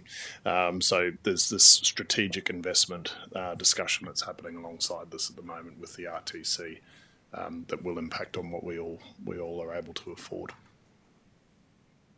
Great, thank you. And now we move to the last question of the day, which is slide 28. And we have about 15 minutes allocated to talk about this because it's pretty important. It's asking all of you what good looks like during a transition phase. So, but I'll hand over to Sonia.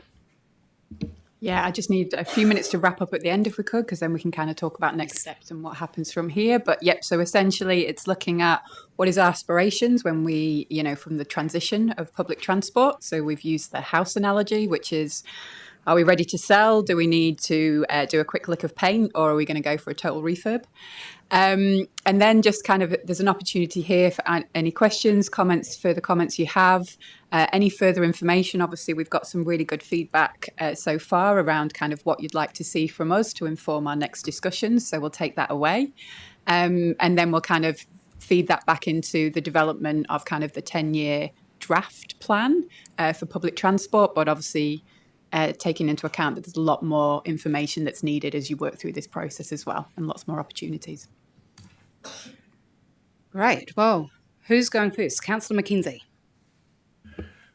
Well, my question will be no surprise to Stuart, but if we were to, so if the target was to reduce the rate rise, the targeted rate rise to ratepayers by, let's say, 2%, but maintain our program, what fare increase would that need to be to fund that difference? And I'm not expecting you to answer that now, but that's a question that perhaps you could bring back so that we can have a discussion about various ways of achieving the same goal, but by using different funding mechanisms. Councillor Cranwell. Just carrying on from Councillor McKenzie, that'd be like, you've done it before, I think, Stuart, a sliding scale, kind of, if you go fares versus rate rise or rate rise versus fares, I think we've done it before, but I'm sure you've got it up your sleeve somewhere. Here's something I prepared earlier. No. So I think just to reflect back what you said, as you know, we are going to be doing a fare review anyway because council decided to do it annually. And in that fare review, we'll be contemplating what's the next logical step in fares. In the regional public transport plan, we've signalled that fare changes would need to be at a minimum at the rate of inflation to manage inflationary costs. But as you've heard and talked about today, fares is one lever you could pull more to offset the rating impact. And the more you pull that lever, as Sonia's articulated, the greater the impact on the patronage side of things. So it comes down to what goal you're chasing. Now, if we pull the fare lever reasonably hard, let's say you went for a 10% fare increase, just as an example, well, that would have a reaction in patronage, and we would see a reduction in patronage. If we follow that thought process through, well, a reduction in patronage means less pressure on our capacity. Less pressure on our capacity means, well, maybe we don't need to invest in additional buses for the time being. So there are flow-on consequences of all of the decisions that you make, which have ultimately lead to a fiscal or a social outcome. I think the other thing to bear in mind is we will be bringing a broader conversation about user pays and the fees and charges, revenue and financing policy across all of our core services. Government expectation of an increase in user pays. Clearly, a number of our services have a user pays component, which can help to offset the cost and impact on rates, but then impacts on the people who are accessing that service. And again, it's a broader conversation across all of the services, not just public transport. Councillor Mackay, then Councillor Scott. I'll just make a comment about the aspirations for the transition. I would actually say that you don't generally invest too much when you're selling, so it's a low-cost tidy-up. That's how I'd approach it.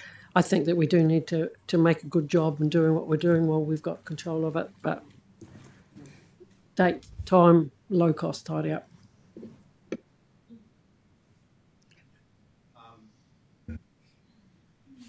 My view on this is that the use of the public transport operating model constrains us to really, really serious fixed costs for a long period of time.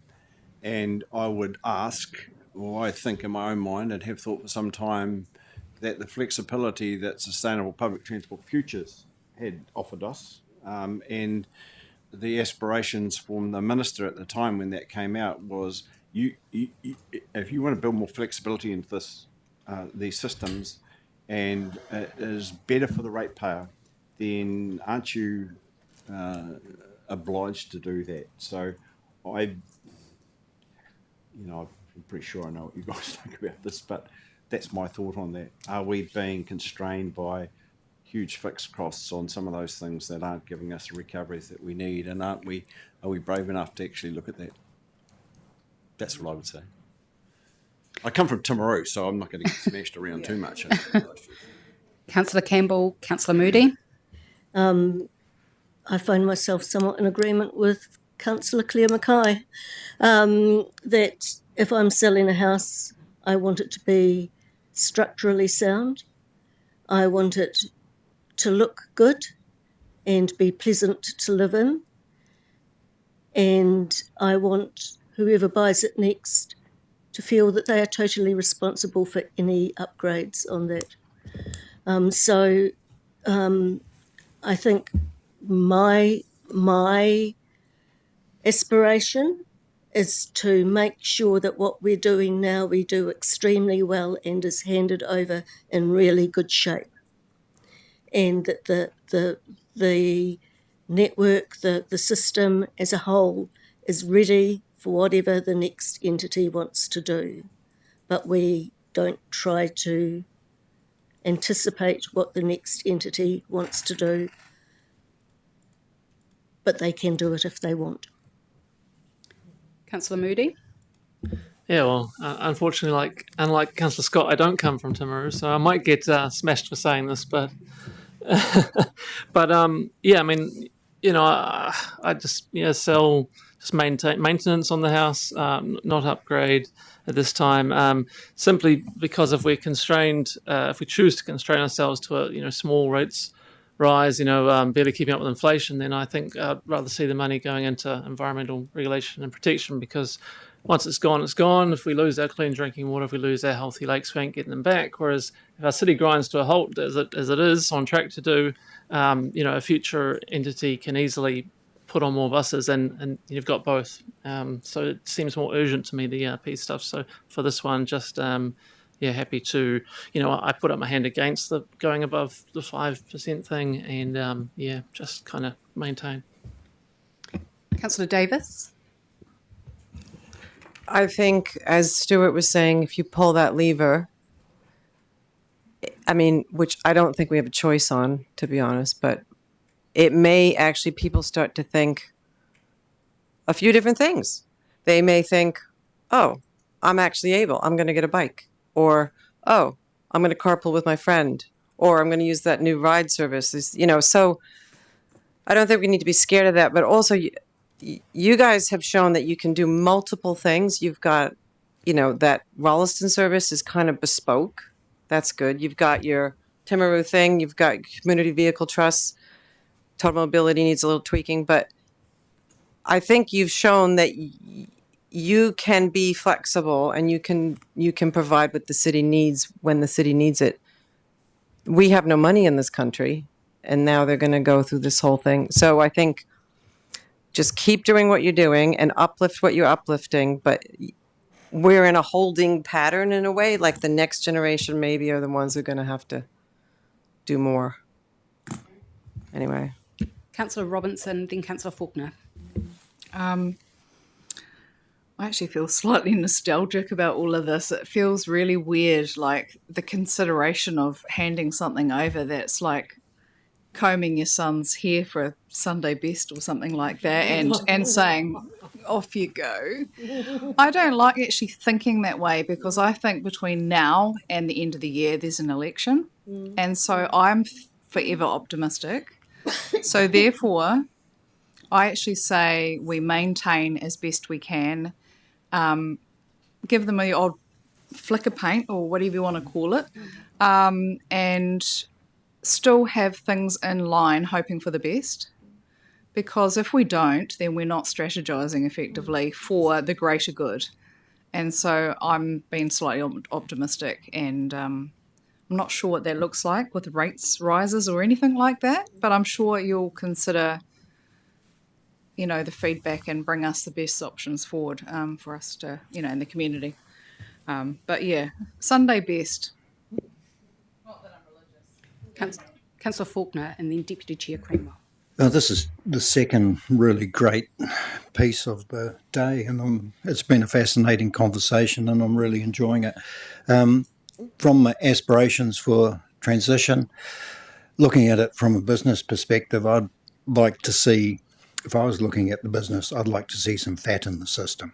That if I went into to purchase a business, I could see some advantage to me out of it, and I would like to see that being a focus. And even if you pull back on the lever on the fares, you would have the information on how that transitions over time, whether you have a reduction and then acceptance builds in. So, I wouldn't discount that lever, and then I don't know, a new service provider comes in and says, yeah, I've got this nailed. Deputy Chair Kramer. Having been using the 7 and just seeing the benefits of the uplift, and I feel quite sorry for some of the other bus users. I don't have to look at the timetable anymore. I can just turn up, and I know I'm going to get a bus. I don't have to run to the bus stop or anything. Even if I miss the next one, sweet as, I've got another one. So the 1 in 5, I think, it has to happen. Just because, seeing more people on the bus, on the 7, as well. And also we get the double decker just because, we're the fancy route. So, yeah, I mean, definitely the 1 in 5, I believe, has to happen because I think we owe it to our patrons. So I mean, that for me, that's a minimum. And if it's, if it goes, wherever this goes, if it shows that those 3 routes, it shows what can happen. And then I believe that, that moving forward. Kia ora. Right, and Councillor Gerard, and then I have some comments, and then we're just going to go to closing comments. Yeah, just to follow up, I'm on Route 3 and I'm extremely spoiled as well. Every 10 minutes, whatever it is, it's great. But I think I personally want to wait till I hear from the 11,000 people that submitted to us. I think I really want to hear the messaging that comes through from that. Thank you. Okay, thank you. My only comments would be on this one. The aspiration is it's really easy in a time where we've been given a kind of an end date, 2028 November or October, you're gone, to act without constraint and to want to leave a lasting legacy and want to do everything we possibly can to go, well, I want to leave this in a particular way. So that's easy for some people to go, well, we'll go for the total refurb because we want to leave a parting memory of something that's absolutely magnificent for Canterbury. And it's really interesting to hear the conversation, to say, actually, we're going to show a little bit of restraint here and we're going to try and find a really, if I'm gauging the room, constraint seems to be the general theme, to go, let's not go all out with the total refurb. And I think from a governance lens, that's really helpful. Like that's actually really good governance to go balancing how far we could have gone if we were seeing it through a particular lens, to actually continuing to go, we're just going to govern right the way through until the point that we're not governing anymore. I think that's really interesting. For me, we're talking about legacy work, I see that we're doing this relatively well and we can maintain and continue to do the improvements that we're doing. And if we were going to make some changes, I'm going to be reserving or holding my powder dry for the environmental protection regulation workshop. So it'll be interesting to see how the future of those ones go and where we balance our constraint versus legacy there. But in the meantime, final comments and wrap up, please. I'll just go quickly to next steps. Thank you so much for the discussion today. It's been incredibly valuable, really useful, and thank you for the kind of honesty and the robust discussion. What we'll do is prior to the next workshop, so we'll be back in end of September from a PT perspective. You'll hear from the other core services in the interim. We will do a challenge session on costs and we'll kind of take all your feedback from today and look at what that looks like. So we'll look at keeping the lights on, we'll look at goods and services, we'll look at the improvement programme, really focusing on key deliverables and really test those year of implementation. So how can we kind of stage and step through this process? We'll obviously incorporate all the guidance from today and draft a 10-year work programme for public transport for review and discussion. There's still a lot more opportunities. There's still a lot kind of happening at the same time, but we obviously are cognizant of we've got an NLTP process, we've got an RLTP process, we've got an LTP process, all happening concurrently. And really we need to start making some decisions essentially by December, and that'll lead us into obviously the draft LTP.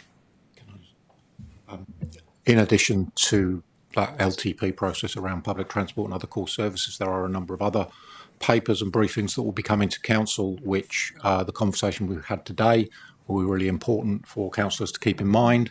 Things like the Aranui trial success measures, the fare review that we've talked about, the review of Route 144, again, an opportunity to reflect on the conversation today and carry that forward into that conversation and the decision that is made in terms of where the limited funding that the organisation has is best used, and the impact that that does or doesn't have on the community that we serve. And 24th of September, we'll come back to you with essentially the engagement from the to bus or not to bus. We're already using that in terms of what we're looking at from a network review and the development of the 10-year programme. But obviously all of these conversations kind of all interlink. So kia ora. Great. Well, thank you for bringing a really thought-provoking and good discussion workshop to us today. Really appreciate it, and we look forward to the follow-up in September, the next steps there. And otherwise, that ends the workshops for today.